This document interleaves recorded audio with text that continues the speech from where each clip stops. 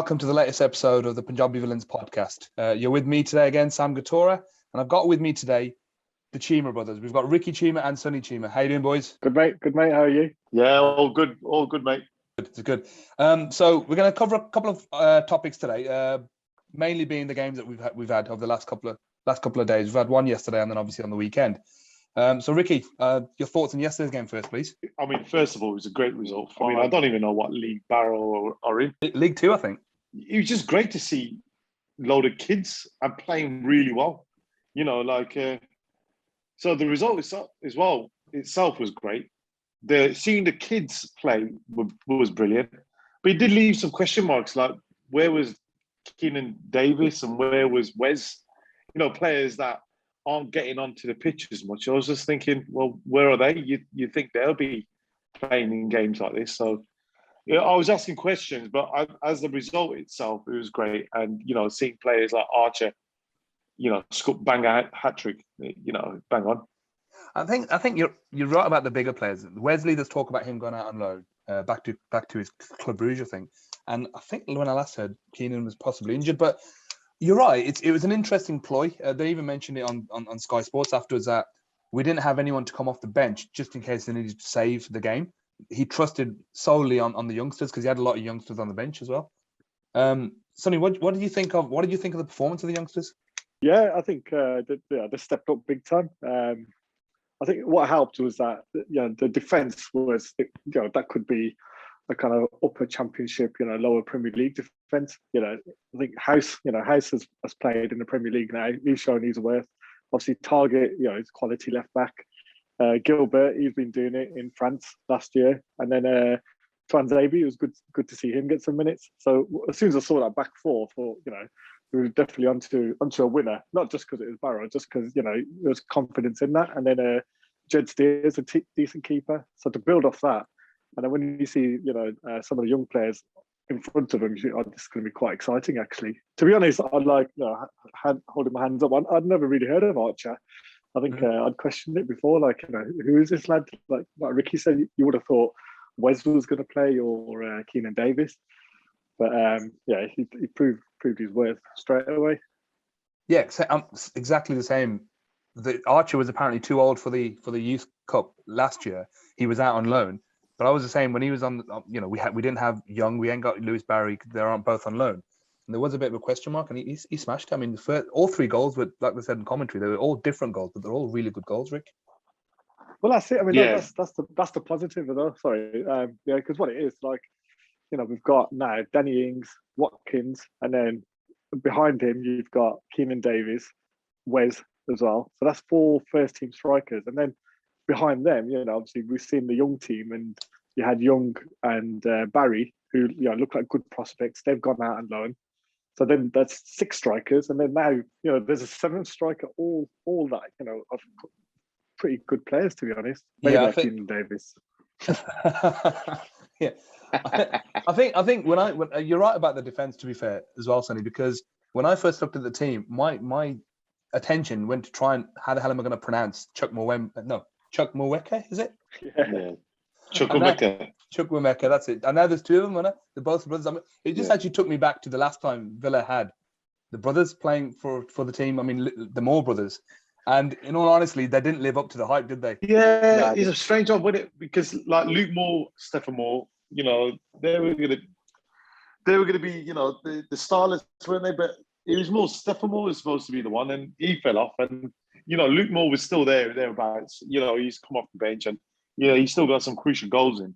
But yeah, as brothers, I mean, the hype behind it, we didn't get that, did we? What do you think? Well, now we've got 2 sets of brothers. I was just going to say, what do you think of these guys? Yeah, well, that's it. I think, like me and Ricky, obviously the younger brother's always better. So, it'd be good to see. It'd be good to see Aaron Ramsey in the team. I don't know which one. I think Carney. He's younger of the 2, isn't he? Yeah, he's 17, isn't he? Yeah, so that's it. Him and Aaron Ramsey. Yeah, I think they are generally the better ones. But we're saying that, was it Jacob Ramsey? He looked good against Newcastle, which I guess we'll come on to. But yeah, it's good to have two sets of brothers, in the team. And to be fair, I think the whole blooding in the players early this season now, we've got the League Cup, and obviously we got the advantage that we played a lower league team. To be fair, it was a bananas game, and it's playing away. I think we got a bit lucky with the weather because listening to the commentary, they get the wind like they do in Stoke, so we got a bit lucky in them ends. But we did a proper professional job on them. We were on the gas. I mean, El Ghazi, he's had some critics, but he was one of the senior pros yesterday, and he actually turned it on. He led the line really well. He went in behind really well, and actually the 2 assists were really good as well. Yeah, he was having some fun on that pitch. Like, look at his penalty, man. He just oozes in confidence, and obviously, he's still got. Has he got 100% record in penalties? Yeah. And to do a penalty like that, I mean, he could have balls that up, and he would have been ruined by everybody. But the fact that he didn't, and people still ruining him, saying, "Oh, he shouldn't do that." I mean, again, at the end of the day, he's still a full-fledged adult goalkeeper in goal. He's just him versus him. But yeah, I mean, he turns it on. The only problem with El Ghazi is he's just not consistent enough. Like, if you look at his all-round play, he loses the ball so much that we have to compensate for the goals that he does get. So it's the risk versus the reward. But he does. I mean, he was only second to. Sorry, Sonny. He was only second to Watkins last year. So does that give him a little bit more license to potentially lose it, Sonny? What do you reckon? Yeah. I was going to say with El Ghazi, I was surprised they played him. To be honest, I think that was the biggest surprise of all because we're quite short in terms of attacking players. Like going into the last game, you thought, hold on, like if he picks up a knock here, we're not going to have El Ghazi, we're not going to have Traore, we're not going to have Bailey, we're not going to have Watkins. So it was a bit of a risk playing him, I thought, like unnecessary. I know, he scored and he did a really good job. I mean, both of his goals, he showed his class. Like, obviously, the penalty, his confidence in it, and the volley was like exquisite. I mean, the ball into him was perfect, and then to hit it as he did, that's a high quality goal at any level. So yeah, I don't think he's got too much to prove in terms of goal scoring. I think maybe he could show a bit more to his game in terms of like skinning the play, getting to the byline, maybe even cutting in some link-up play. But ultimately, I think he's getting the ball in the net a lot, and he's getting us points on the board.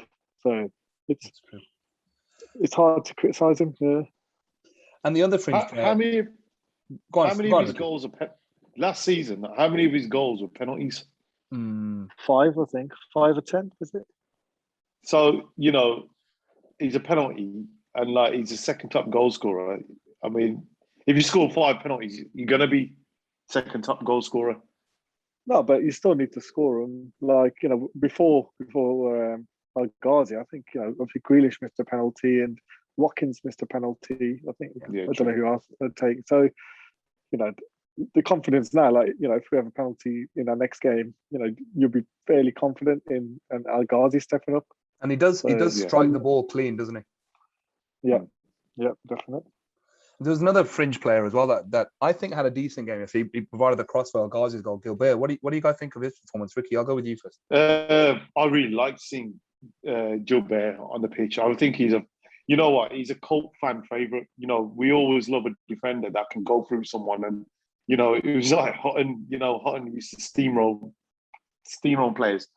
It's like that's what Gilbert does, but fortunately for him, Cash is amazing.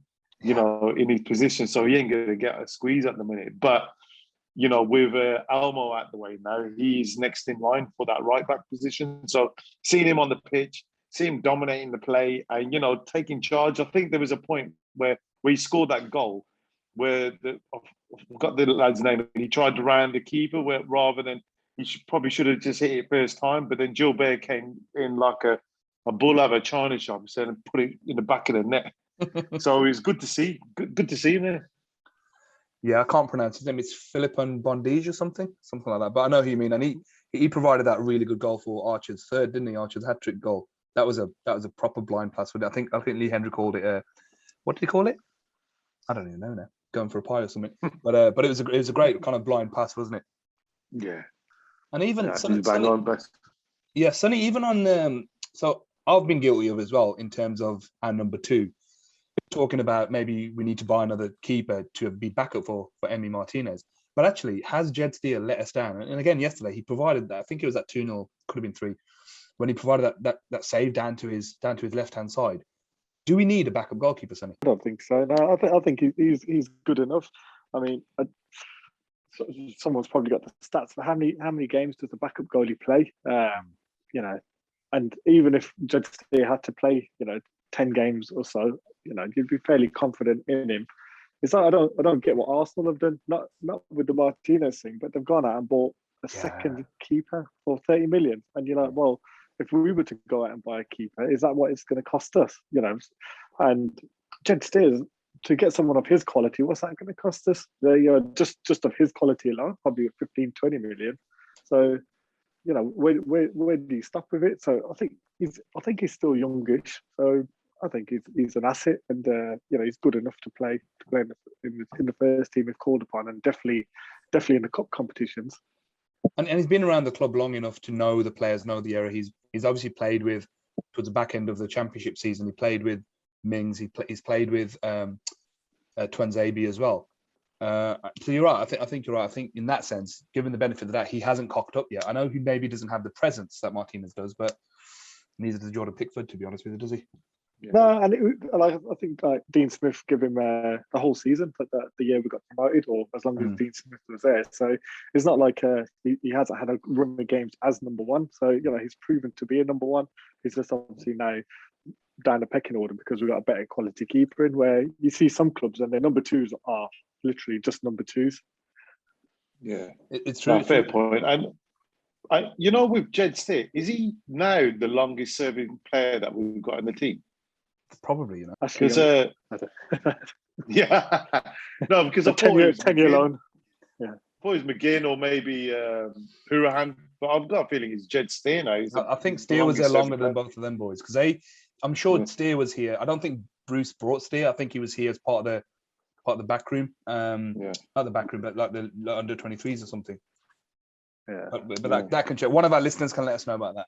Yeah, I mean, and Twanzebe, that's his first game back for us. What do you make of that? I personally, he looked like he was struggling with the striker. I don't know. What do you think? Yeah, so I didn't really see too much of a struggle. I think there will be a bit of rust. I think hence why yesterday's game was a great opportunity for him to get 90 minutes under his belt. Luckily, he's been at Villa before. He kind of knows the systems and knows Dean Smith and the coaching staff. So I guess that's had a decision, for him to come back. So I don't think it'll take long for him to get up to speed. I think what will be interesting to see is he going to be played in a back three with Mings and Konza, or is he going to be, a defensive midfielder, or is he literally going to be back up to both of them if one of them get injured? That'll be like a kind of sub story throughout the season as well. Because I don't think he'd come here just to sit on the bench. That's true, and the thing is, I think we've got the option. I think Smith tried it a couple of times last year, Ricky, where he tried to play 3 at the back, and I don't know if we had the personnel for it. But now it seems like playing the obvious 3 centre backs. Even House missing out is a bit unfortunate, because when he's coming, he's actually done well for us. But then we've got a good wing back left hand side. Well, we've got 2 left hand side and 2 right hand side. The back 5 in that sense, if we go back 3, Ricky, I think that's pretty solid. What do you reckon? Yeah, definitely. Bringing him in, he's definitely strengthened the squad. We know what he's about. We know how well he can play. I'll tell you what I found quite funny. When we were getting him on loan, Newcastle were trying to get him on loan, Steve Bruce. And I remember when we had no centre-halves and he still wouldn't play. That was still odd. Wouldn't play. Yeah, and now he wants him. He just cracks me up. But yeah, I mean, now you've got choices. You can still play the 4-3-3. You can go 3-5-2. There's strength and depth in the squad now where you can, go 3 at the back as well. So it's a good move. Yeah, I think so. And talking about Bruce, I think there's a little bit of trying to get under our nose a bit. But did anyone spot the cabbage on the weekend? I'm sure someone must have taken the cabbage, taken it down to him. Nah. The cabbage, man. Nah, cabbage you know what? Nah, I didn't see it. But you know what? It was always good. Like, I mean, that game, we turned up. that game. And I just think, looking at the way that we scored the first goal, I mean, the first goal was phenomenal. I'm sure you're going to get to that anyway.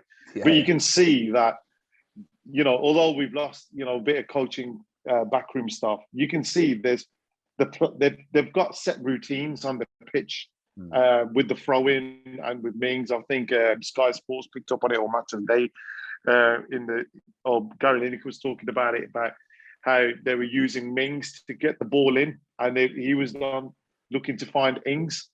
So you can see they've mastered a plan there, and it's worked out well.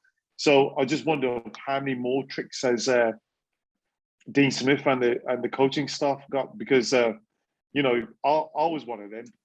You lose two backroom staff, you think, are we going to be weaker?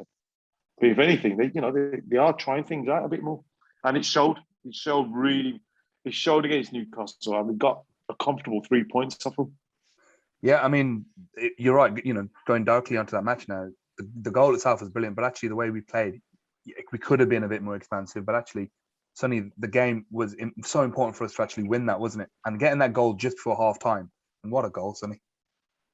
Oh yeah. I mean, I feel like the first 15, 20 minutes from memory, it was a bit of a basketball game at the start. It was just end to end, and I was like, this is far too open, especially for like a Steve Bruce team. I mean, they've got some brilliant players in there, like Maximin and Almiron and Wilson. So they've got quality in their team, and it was just too open at the start for me. I was, and we got a bit lucky, I think, with when Mings got turned. Was it offside or was it foul in the first 10 minutes? And when Wilson put it wide. Mm-hmm. I think it was actually, I think it played on, but we got a bit lucky there. But then we had a few chances, like half chances, kind of like shots from the edge of the area, kind of a bit far out. And but we kept knocking at the door, and I think the last 15 minutes we just grew into that game, and then it was almost like we kind of willed the ball in the net, and then obviously the throwing came, and I think like most people, they probably went down for a beer at half time or for a pint, because it was 3 minutes plus stoppage time in it. And they've worked that set piece brilliantly. Like he's found Mings' head. He's got the flick on, and then obviously the finish is out of this world. But what I didn't realise until I saw it on Twitter was they'd done that exact same thing for England, but I think from a corner. So the corner came in, it went to the back post. Mings has headed it back across, and then Ings has over and kicked it. Oh, nice. Oh, really? Yeah. Didn't know that. Yeah. So, and then I remembered it now. Like, obviously, when you see it back, you're like, oh yeah, I remember Ings scored over a kick for England, and then you're like, oh shit, that was Mings' assist to Ings. And that's one thing. And that's one thing, right? With the Ings signing, one, that it was done so stealthily. It was beautiful the way that was done. No one knew about it. We were all talking about Ward-Prowse, and then all of a sudden we've got Ings. But it feels to me like a bit of a Merce or a Dublin signing. When yes, he's a bit older, but we know what we're getting. We know we're getting a class. And with all that Grealish stuff going on, it actually really softened the blow, didn't it, with Grealish going? Because we had done some good business. We've done some good business externally, like in Europe and stuff. But actually getting in this proven goal scorer, very similar to Darren Bent as well when we brought him in January that time, where we just needed someone who could score goals, Rick. And he's coming in, he's done that, and he's hit the ground running, hasn't he? 100%. I mean, the examples you give there, like Bent and Dublin and stuff, is what we've been crying out for. We've been crying out for proven Premier League goal scorers, and there's not that many, available in and around the league. They're like gold dust to get, which is why we had to go to like Belgium on a few occasions where we got Benteke and then we got Wes. So to get Ings in, and the way we did it, like a backdoor style, and just brought him in.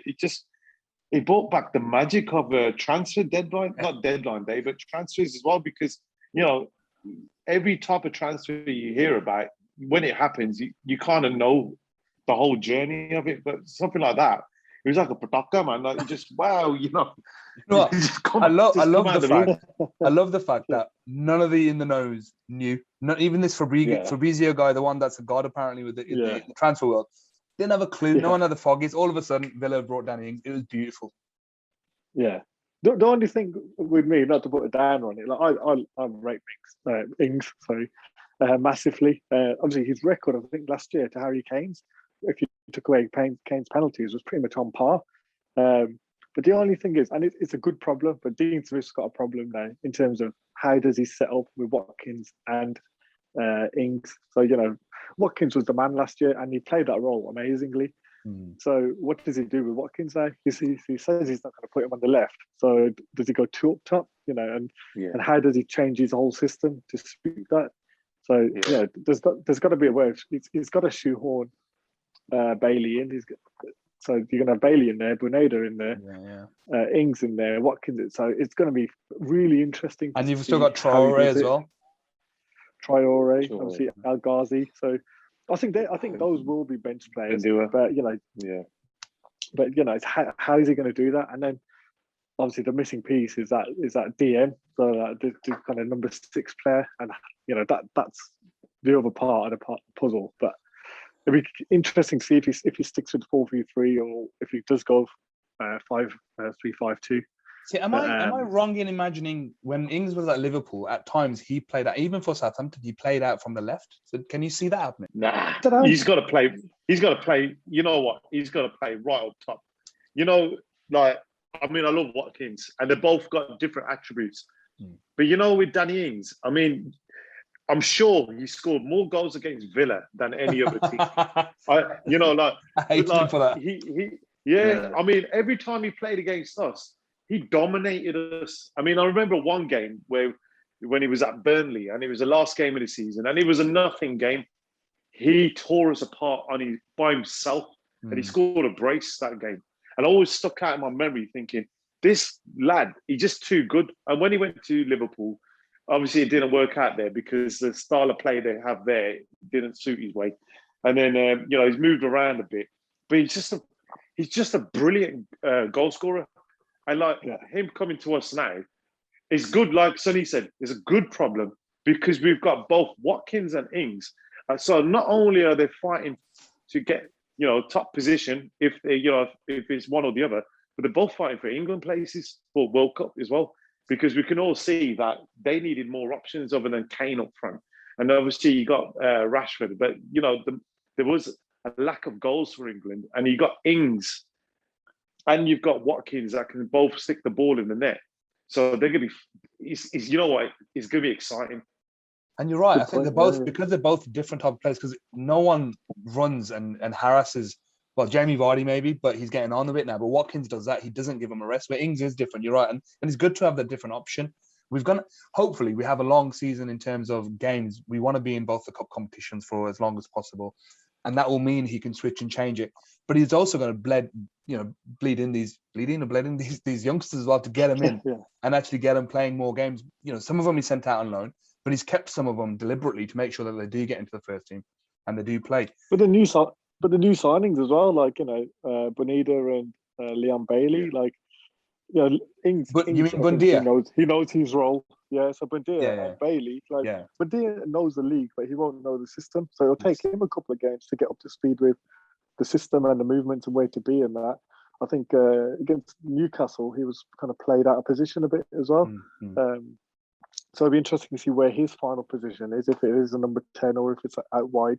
Obviously, Leon Bailey, he's new to the league, we're expecting big things, but like most players, you can't really expect him to hit the ground running because I don't think, some players aren't like that anymore. Well, I'd say anymore. I don't think they ever were. It's just a bit hopeful to think the players is going to come and smash it straight away.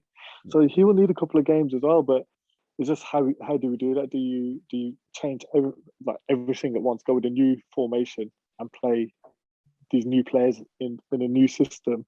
Or do you stick to 4-3-3 for a little while, get the players familiar with a system, and then keep tweaking it as the season goes on? That's the intricacies of being a manager, I guess, and the good problems to have in it. Yeah, and then you mentioned a DM position and stuff. We've got lots of. He mentioned in one of his interviews that we've got a lot of players in the central midfield position. Even like Sanson to come back from injury.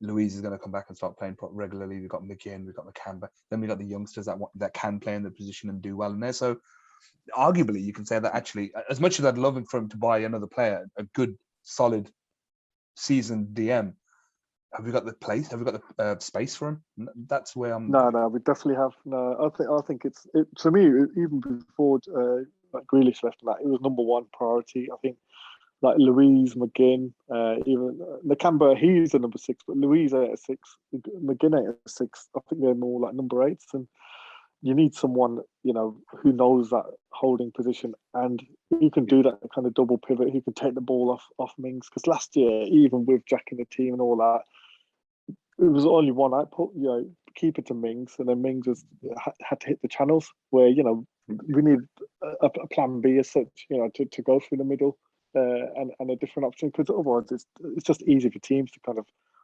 block off the ball out wide, and then it's just going to bounce back in one or two passes time. Yeah, I think one of the things that like looking at the team and in goals, we've got probably the best goalkeeper in the league. That's my argument. At the back, I think we've covered that. I think on the left-hand side, there's still maybe a couple of question marks over Young and Target together. Up front, we seem amazing, with all the new signings. For me, it's still that number 6, number 8 role, which is still up in the air. I know we got, Dougie, McGinn, Nakamba, Sanson as well. But I still feel there's not enough steel in there. Like, sometimes I've seen the game and it feels like we get overwhelmed in there. And the steel comes from McGinn. But the problem I have with McGinn is he's just not consistent enough. He'll give you one brilliant game where he just bossed it. And when he has a brilliant game, we've won the game. Yes. When he doesn't have a good game, we might nick it, or we're more likely to lose it. So it's just that consistency that I want to see more in the middle, because Dougie's good on the ball. He can read the game, the Canberra as well, and Sanson, but they're just not. Like where you just want a strong head in there. Like a Danny Ings up front. Experienced, knows the game, knows it. You want that type of player in midfield. A bit of Yedinak of the experience and a bit of Yedinak steel in it. Exactly. Yeah. Just like a deck. We'll never get Declan Rice or anything like that. But I know, or the Leeds lad that played for England. But Phillips. But that type of player in the middle is what I believe where we need someone of that kind of caliber. So here's a question for you, Sonny. Transfer business side. Do you think we're done, or do you think we're going for the type of player Ricky's talking about? I think we're still going for players. The rumours are I think we were reading this. We still have to attacking players, which I guess more the merrier still. But we need that number 6 in it. We need that defensive midfielder. So yeah, I'd be disappointed if we didn't get one. Like I said before, that was the one we needed from the outset, and to not have one already was a bit worrying. And to go into the season, unless Samson's that player, but we haven't really seen Samson play that much. So again, he'll need time to get back in the team and back up to fitness. So I don't know. I think we need to get one. And even of the young players, we're looking at some of the young players that are coming through, like Philogene Bidens and Chuck Mwemka and that, and they're all really good, exciting players. But none of those play in that position either. And Ramsey's don't play in that position, so it's not even like we've got someone coming in the youth team. Yeah. You got Arjun Raki, who looks like a good player, who can put his foot on the ball and play it around a bit. But he's not going to be in the first team for this season anyway, at least. Well, talking about Arjun, I know a number of our players have gone on loan. We mentioned Young, we mentioned Louis Barry. Arjun's gone. Saddam Munda, he's gone on loan as well. Scunthorpe. Keeping an eye on him, seeing how he's getting on. Yeah, Stockport. So he's gone there, Stockport, and it's good. It's good that he's got his loan, because it did look a bit worrying that he's just going to stick around and have to wait till January window. But now that he's got he's going to get games. Hopefully, he gets games, and being in the lower leagues as well, and being in that number 6 position, he's going to have to toughen up quickly, which is exactly what he wants and what he needs as well. He needs to put some Punjabi weight on him, doesn't he? He looks like a big lad. I do genuinely, when he played in that the Youth Cup final, a lot of our players, they don't look like, they don't look like kids, put it that way. And Yeah, they true. look so mature on the ball, like Philippine Bidens in some of the friendlies. I was saying, like, they're so composed. And you go back to that Youth Cup final, Arjun Raki, like, I think his assist was out of this world for one of the goals. And It was good, yeah. he looks mature. So definitely be watching the highlights of his games just to see how he's getting on. Yeah, he looks strong as well. I mean, like we were talking about this number 6, and obviously it'll take him a while to get there, but he will get there. Where he looks strong, he looks composed, and he looks like he can break up the play, and spray the ball around as well. Which is, it kind of reminds me a bit like Shelby. Maybe he can get up to the ranks of. Oh, remember that Arsenal? Was it Diaby, the one who got injured? He kind of like that kind of role where he's tall, he's strong, he can win the ball. Yaya Toure. That's the goal, man. That's the benchmark, isn't it? Yeah. A couple of years ago, Leicester got Cambiasso in. Just to hold the fort for a couple of years. I know he was old, he was aging, but if we have got some youngsters, let's just say Arjun, let's say he can make it, and if we can hold the fort for him, getting an experienced European player in just to play that holding role. Do you see anyone currently on the market that we could pledge a goal for? I'll hold him, but I'll get hated for it. Fabian Delph. It's a dangerous one, but it's a good shout because it's that type of player, isn't it?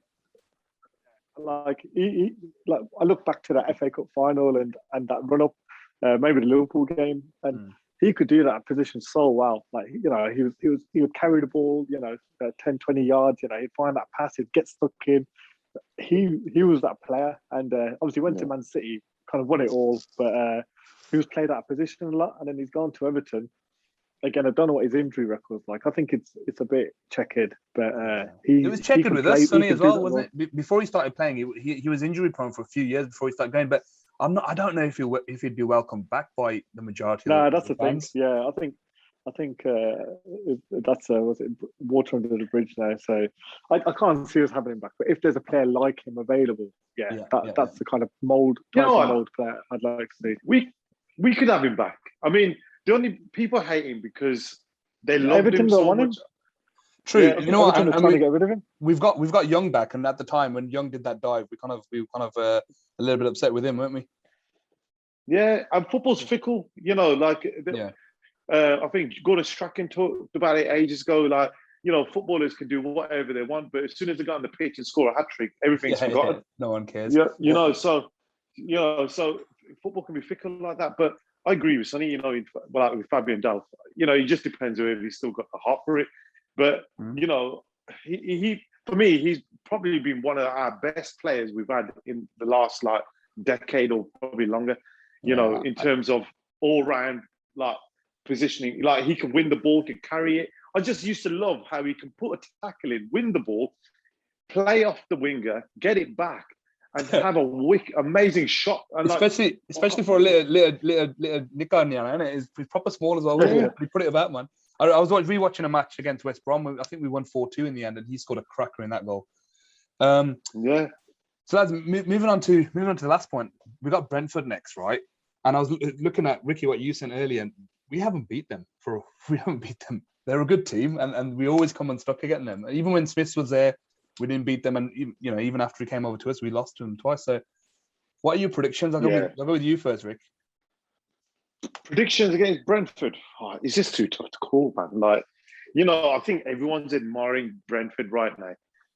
They're just like a small club in a massive city of London, which is, they're all on top of each other in terms of, especially over West London, like Fulham, Chelsea, QPR. There's, a few of us around there. And they just come out of nowhere, and they just got this structure. They've got this vision where they knew the style of play they wanted. They knew what type of clientele fans they need to get. They knew where they needed to build the ground. They bought in this system, this Moneyball system that just so happens to be working for them time and time again. They're an unstoppable machine at the minute. obviously, you know, you want the win because you're at home. But my heart says we'll win. You know, 1-0, 2-0 possibly. My head says it's probably more likely to be a draw because I think they're going to come. They're still going to be buzzing off their win against Arsenal. Did they? What was their score last game? I think they lost. I think they lost. Don't know who They lost. I think they lost. Yeah. Yeah. So I just think that, you know, they're still on a buzz and they know Dean Smith. Dean Smith knows them. And I think with Dean Smith, I just wonder whether he's going to overthink it against Brentford, which is probably why we haven't beat them before. Sonny, what do you think? I think I'm going to go 1-0. I think we haven't been creating that many big chances. So I think, again, the personnel will still be similar-ish to the last couple of games. So I don't think we'll create a lot. So I think we'll keep it tight because we know they will have threats as well. So I think it'd be a bit. We'll just try and nick it. Really, we never really set up to defend games. So it's not like we're just going to hold out all game. But I just think we're struggling to create. So 1-0 for me. 1-0 Villa. I'll go Danny. I think. Yeah, I was just going to say, you know, he's going to take a big-time player to win that game, man. It's more likely, if we are going to win it, it'll be Ings that will get it. What do you reckon, Sam? Yeah, I think you're right. I think it'll be a very tight game, and I'll if I'm being on the fence, I'll take the draw now. But I think we'll sneak the win. But I'm going to go unorthodox. I reckon. I think Konza's going to get a goal. I think it will be off a corner. It'll be a set play. You know, with all this talk about the set play coach. Set play, we'll get Konza in on it and hopefully get him a goal. But I do think it'll be tight, 1-0. 1-0 win for us. You know, obviously optimistic we're going to win it, but we'll see how that goes. And then we're going into a couple of games that are going to be solid after that. So we need to make, you know, ideally we want the win to give us a little bit more of a cushion, don't we? Well, that's it. Let's hope we're celebrating in the Cali after the game. 100%. Listen, guys, appreciate it as always. We're going to do this weekly, but no, I appreciate you coming on, lads. Anyone listening, check out our Insta, Punjabi Villans. Check out our Twitter at Punjabi Villans, and obviously you got punjabivillans.co.uk. Go and have a look and buy yourself a t-shirt, lads. It's been a pleasure. We'll catch up again soon. Nice one. Take care. Cheers, Sam. Take care, lads. Hope to Villa.